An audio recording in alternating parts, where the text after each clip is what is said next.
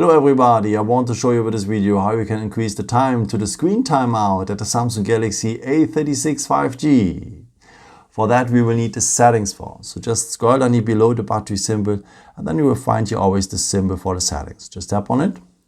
Now you need to go to the point display and a bit below you will find the point screen timeout. Yeah, I've put it on 2 minutes to present the videos here better for you.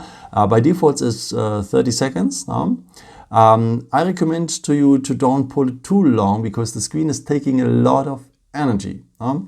So please take care then. What I recommend to you is to turn this feature on, because if you read some articles and so on and the screen is sometimes turning off, with this one you can extend it, because the front camera is unable to detect your face, that the phone knows, okay, he's looking at the screen.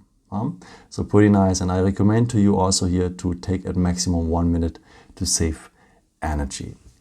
Yeah, I hope I could help you with this video and answering your questions. And yeah, maybe if you want, you can leave me a nice comment or give me some thumbs up. It would be very helpful for my videos. Thank you so much for.